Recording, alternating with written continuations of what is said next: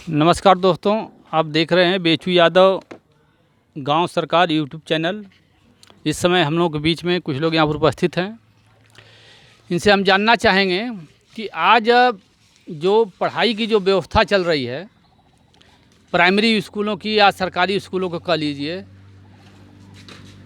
उसकी क्या स्थिति है, इस पर इन लोगों से हम जानना चाहेंगे। आप बताइए कि आपके घर के बच्चे जो है कि कहाँ पढ़ते हैं? यहाँ आदर्श नगर पढ़ते हैं। और क्या नर्सरी है कि सरकारी है? नर्सरी है। नर्सरी है। तो नर्सरी स्कूल में अपने घर के बच्चों को आप भेजते हैं। आपके गांव में प्राइमरी स्कूल है कि नहीं? है प्राइमरी स्कूल। तो प्राइमरी स्कूल में क्यों नहीं बच्चों को भेजते हैं? उसमें पढ़ा बता 5-6 लड़के पढ़ते हैं उसमें, उतना बड़ा स्कूल में। क्या कोई सुख सुविधा नहीं उसमें। कोई सुख सुविधा नहीं उसमें बच्चों को। जो सब लोग पढ़ाते हैं, हम भी पढ़ाते हैं उसमें, क्या करें। अब देख लीजिए, इनका कहना है कि हमारे गांव में प्राइमरी विद्यालय है, लेकिन हम अपने बच्चों को नर्सरी विद्यालय में पढ़ाते हैं। इसलिए पढ़ाते हैं कि वहाँ पर प्राइमरी विद्यालय में 2-4 बच्चे पढ़ते हैं, सिर्फ कागज़ों में वहाँ पर बच्चों का नाम एडमिशन होता है, पढ़ाई के नाम पर जीरो होता है, कोई पढ़ाई कोई व्यवस्था नहीं रहती है। सभी लोग नर्सरी विद्यालय में पढ़ाते हैं, इसलिए इनका कहना है कि मैं भी नर्सरी विद्यालय में पढ़ाता हूँ। तो आप बताइए कि प्राइमरी स्कूलों में बच्चों को लोग क्यों नहीं पढ़ाने, घर से लोग क्यों नहीं भेजते हैं? इसलिए नहीं भेजते हैं कि अध्यापक लोग आते हैं, अब बैठे रहते हैं। अब बच्चे लोगों को पढ़ाते भी हैं तो कल जो है होमवर्क देते नहीं हैं और पूछते नहीं बच्चे से कि क्या पढ़ के आए हो, क्या नहीं पढ़े हो। कुछ जानकारी नहीं होती है बच्चे को, इसलिए हम प्राइमरी स्कूल नहीं भेजते हैं। अब बताइए कि अब होमवर्क भी नहीं प्राइमरी स्कूल के देंगे। हम लोग भी प्राइमरी में ही पढ़े हैं, लेकिन उस समय के जो अध्यापक लोग थे वो होमवर्क देते थे और दूसरे दिन जाने पर पूरा विधिवत उसकी समीक्षा लोग करते थे और सुबह 9 बजे आकर के और 4 बजे तक पढ़ाने पर पूरा ध्यान देते थे, जो है अनुशासन रहता था। लेकिन आज के डेट में प्राइमरी विद्यालयों में देखने में यह मिल रहा है कि जहाँ भी चले जाइए वहाँ अनुशासन के नाम पर वहाँ जीरो है, पढ़ाई के नाम पर कोई मतलब नहीं है, मास्टर वहाँ मनमानी कर रहे हैं। वहाँ पर तमाम ये इसलिए गांव की जनता जो है वो भाग रही है कि हम प्राइमरी विद्यालय में बच्चों का भविष्य को अंधकारमय नहीं करेंगे, बच्चों के भविष्य को ख़राब नहीं करेंगे। इसलिए 500 रुपया फीस दे करके महीने का, उनके घर कोई व्यवस्था नहीं है, तब भी वो कहीं न कहीं जुगाड़ करके अपने बच्चों को फीस की व्यवस्था कर रहे हैं, लेकिन नर्सरी विद्यालय में भेज रहे हैं, वो सरकारी विद्यालय में नहीं भेज रहे हैं। यह कितनी बड़ी विडम्बना है। आप मेरे साथ एक और मित्र हैं यहाँ पर, मैं इनसे जानना चाहूँगा कि यह अध्यापकों की तनख्वाह कितनी लमसम होगी? अब सरकारी अध्यापकों की जो प्राथमिक विद्यालयों में है तो इसमें जो शिक्षा मित्र हैं उनका तो सुना हूँ कि 10,000 है। सरकारी अध्यापकों का वो तो 50 से 60 हज़ार रुपया उनकी पेमेंट है। 50-60 हज़ार से ऊपर इनकी तनख्वाह है, लेकिन यहाँ पर बच्चों को लोग क्यों नहीं भेजते हैं? देखिए, ये हकीकत है कि सरकारी अध्यापक जो है लापरवाह हो चुके हैं और अपनी ड्यूटी के प्रति वो निछावर नहीं है, वो चाहते भी नहीं काम करना। और सबसे बड़ी समस्या है कि अभिभावक और शिक्षक के बीच में सामंजस्य ठीक नहीं है। इनके ऊपर अध्यापकों पर विश्वास हट गया है और ये लोग मान के चलते हैं कि वहाँ सरकारी विद्यालय में पढ़ाई नहीं होती है।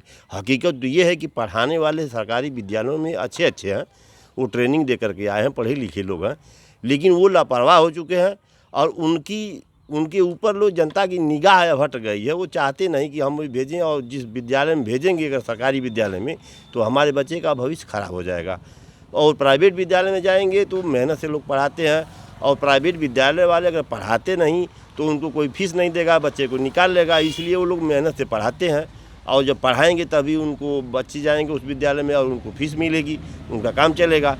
तो प्राइवेट के लोग अच्छे से मेहनत करते हैं और सरकारी कर्मचारी जो लोग, सरकारी अध्यापक जो लोग हैं, देखिए, सरकारी विद्यालय में न भेजने का प्रमुख कारण ये बता रहे हैं कि प्राइमरी स्कूलों में टेंड अध्यापक होते हुए भी लापरवाह हैं और नर्सरी विद्यालयों में अनट्रेंड अध्यापक होते हुए भी अनुशासन उनके अंदर है कि अनुशासन तरीके से बच्चों को पढ़ाते हैं और हर तरीके की शिक्षा देते हैं, उस पर तत्पर रहते हैं। इसलिए लोग जो है नर्सरी विद्यालय में अधिक से अधिक लोग भेजना अपने लड़कों को पसंद कर रहे हैं। आप बताइए कि प्राइमरी विद्यालय में अब आपका बच्चा कहाँ पढ़ता है? हमारा बच्चा तो अधिकांश नर्सरी में पढ़ते हैं। नर्सरी में प्राइमरी विद्यालय नहीं है क्या आपके गांव में? है प्राइमरी विद्यालय है। एक छोटा बच्चा जा रहा है अभी 2-4 दिन से। अब देखिए उसकी क्या स्थिति होती है। और बच्चे कहाँ पढ़ते हैं? नर्सरी में? और नर्सरी पढ़ रहे हैं। क्यों नर्सरी में पढ़ाते हैं? जब प्राइमरी विद्यालय गांव में है तो नर्सरी में क्यों पढ़ाते हैं? कोई पढ़ाई अच्छी के नाते कि नर्सरी में पढ़ाई अच्छी होगी और प्राइमरी में कोई खास पढ़ाई नहीं हो रही है। देखिए, हमारे प्रदेश के मुखिया आदरणीय जोगीनाथ जी, आपके प्रदेश में, उत्तर प्रदेश में ऐसा राज आपके चल रहा है, आपके राज्य में यह पूरी तरीके से यह अध्यापकों की व्यवस्था चरमरा गई है। यह अध्यापकों पर विश्वास जनता का उठ चुका है। अभिभावक जो है कि जो गार्जियन जो है बच्चों के, यह अध्यापकों पर जो है कि विश्वास करने को तैयार नहीं है कि यहाँ पर कोई पढ़ाई होती होगी। यह लोग 400-500 फीस दूसरे नर्सरी विद्यालय पर दे देंगे। नर्सरी विद्यालयों में जो है हाई स्कूल इंटर पास लड़के जो है कि जो पढ़ाने का काम करते हैं उनके यहाँ जो है कि भेज रहे हैं, लेकिन वो लोग प्राइमरी विद्यालयों में नहीं भेज रहे हैं। इसलिए नहीं भेज रहे हैं कि प्राइमरी विद्यालय में जाने पर हमारे बच्चों का भविष्य जो है खराब हो जाएगा। वो अपने बच्चों के भविष्य को अच्छा करने के लिए नर्सरी विद्यालयों में लोग भेजते हैं। ये दुर्व्यवस्था है।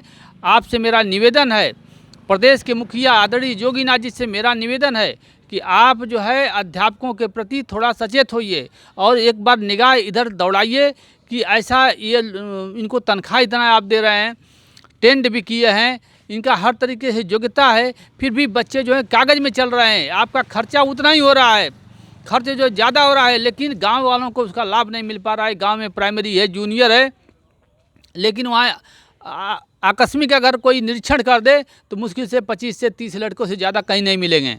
किसी विद्यालय में मैं कह सकता हूँ 100-200 की संख्या होगी, लेकिन अधिकांशतः में तो यह जान लीजिए कि 25 से 30 की संख्या से कहीं ज़्यादा नहीं है। सिर्फ कागज़ में दिखा करके या अध्यापक लोग अपनी नौकरी को लोग बचाए हुए हैं कि अगर हम लोग 40 लड़कों का अगर एक पर नहीं हम लोग ग्राफ दिखाएंगे तो मेरी नौकरी वहाँ नहीं रहेगी, मैं वहाँ से ट्रांसफ़र हो जाऊँगा। हर मास्टर पर, एक मास्टरों पर 40 लड़कों का जो ये सरकार जो बाध्यता जो की है कि इतने रहेंगे तभी उस पर एक अध्यापक रहेंगे, लेकिन कहीं यह मानक नहीं है। यह मानक कागजों में पूरा किया जा रहा है।